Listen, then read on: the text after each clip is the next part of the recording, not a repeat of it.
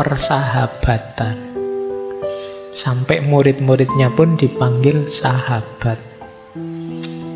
Kata beliau, dari semua hal yang diperoleh kebijaksanaan untuk menghasilkan kebahagiaan hidup yang utuh, yang terbesar adalah kepemilikan persahabatan.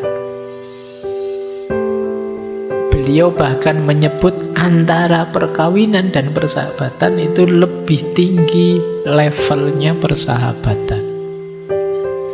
Persahabatan itu tingkat tulusnya lebih tinggi. Orang lebih cenderung mau berkorban, ikhlas untuk sahabatnya. Kalau dengan pasangan suami istri kadang-kadang masih ada pamrih-pamrihnya, masih ada harapan-harapan tertentu yang kalau tidak terpenuhi terus jadi masalah. Tapi kalau dengan sahabat tidak, dengan teman tidak. Kita kalau sama teman, kata Epicurus, mereka datang dan kita ngobrol ngalur ngidul bareng-bareng saja, itu sudah membahagiakan. Tanpa harus mereka bawa apa atau mereka menguntungkan kita apa, enggak. Maka kata beliau, sahabat itu posisinya lebih tinggi, termasuk dibandingkan ikatan pernikahan. Jadi tidak masalah kalau kalian nembak ditolak terus jawabannya kita sahabat saja ya. Ya, itu berarti ingin level yang lebih tinggi.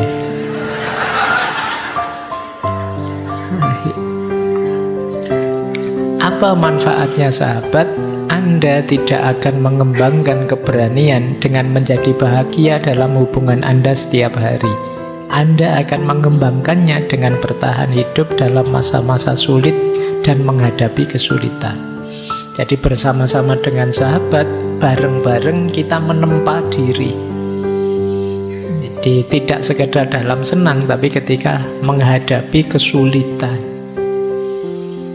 Bahkan itu kalimat terakhir itu menarik. Bukan bantuan teman-teman kita yang membantu kita, tapi keyakinan bahwa mereka akan membantu kita, itu sudah menenangkan. Saya mungkin kalah, mungkin jatuh, mungkin hancur, tidak apa-apa. Saya punya teman-teman yang apapun situasi saya, dia siap menerima saya. Ini membuat kita mantap, tenang. Jadi, itu gunanya sahabat. Makanya ini mungkin agak kontras dengan yang di depan tadi, ingin hidup uzlah, tapi seandainya berinteraksi dengan orang, berinteraksilah dengan para sahabat. Ada quotes menarik bisa kalian pakai dari dia. Kita harus mencari seseorang untuk makan dan minum sebelum mencari sesuatu untuk dimakan dan diminum. Itu menarik ya. Jadi cari sahabat. Jangan makan sendiri. Ya ajaklah teman. Kata Epicurus, makan dan minum tanpa teman itu sama saja dengan melahap seperti singa dan serigala. Singa dan serigala itu kan kalau makan ya kan tidak mikir ajak-ajak teman. Beda dengan binatang tertentu yang kalau makan bareng-bareng. Nah, ini quotes untuk para sahabat. Kalian jangan tenang saja kalau makan ada sahabatmu ya diajak makan. Siapa tahu dia bisa nraktir kita. Lumayan. Jadi kalau dalam Islam itu kan ada cerita Nabi Ibrahim itu ya, yang beliau tidak pernah. Nabi Ibrahim itu makan sendirian. Kalau beliau mau makan kok pas sendirian, dia akan keluar rumah nyari orang yang bisa diajak makan bareng. Ini manfaatnya besar kalau kata Epicurus, karena sahabat dan teman inilah yang nanti membackup kita, mendukung kita, siap menerima kita apapun kondisi kita. Ya cirinya sahabat itu sebenarnya ya tidak perlu diperintah begitu, ya otomatis sudah. Kalau sama teman kok lagi nongkrong pengen makan kan, ayo makan. Ada ndak di sini yang lagi ngobrol-ngobrol pengen makan terus nyari-nyari alasan sebentar ya saya ada urusan terus pergi makan sendiri? Berarti belum sahabat. Kalau sahabat itu mesti ngajak makan. Nah ini nanti setelah ini paling kalian waspada itu kalau ada temennya tiba-tiba bilang kamu sahabatku kan gitu. Itu alamat itu sebentar lagi. Oke, ya paling sebentar lagi 100-100 ada kan ya itu. Baik. Oke, jadi persahabatan jadi kunci tenangnya hidup. Ketika kita sadar bahwa apapun yang terjadi akan ada orang yang mendukung kita, kita akan merasa nyaman. Hidup rasanya lebih tenang. Karena kalau kita merasa sendirian itu juga kita insecure juga. Kalau nanti ngalami hal tertentu, tidak ada yang mendukung, ya tidak ada yang menghibur, tidak ada yang membantu mencari solusi, juga hidup ini rasanya pahit. Kita lanjutkan. Nah, tadi yang kelima, ini sekarang yang keenam. Yang natural saja dalam hidup, jangan terdistraksi oleh kerumunan-kerumunan. Kata Epikuros, saya tidak pernah ingin menuruti kemauan orang banyak. Kenapa?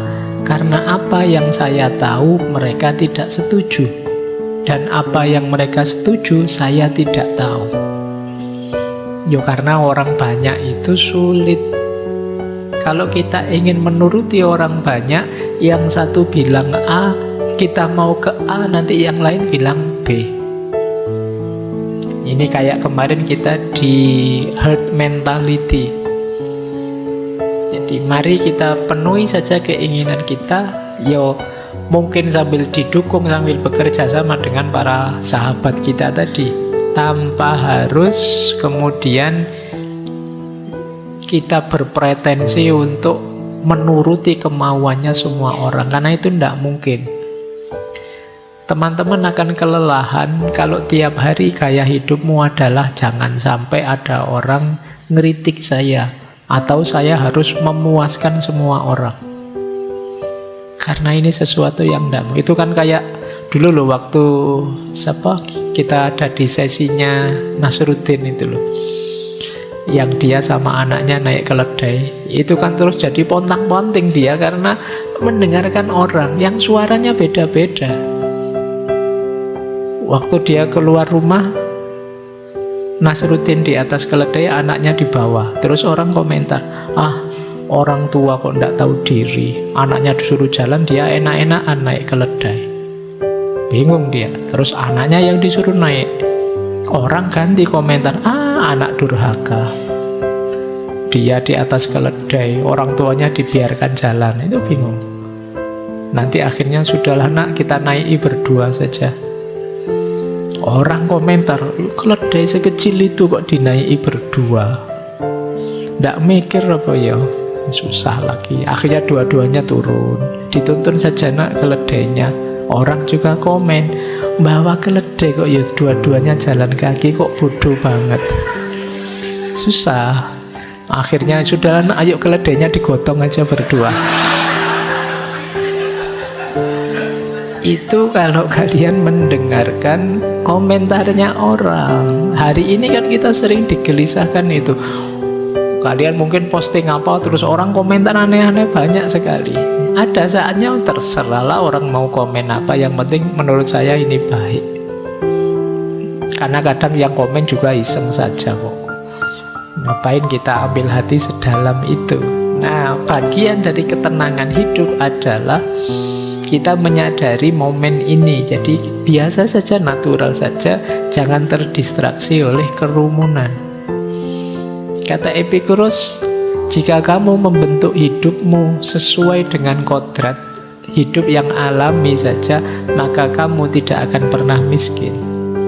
Tapi jika kamu mengikuti pendapat orang lain, kamu tidak akan pernah kaya.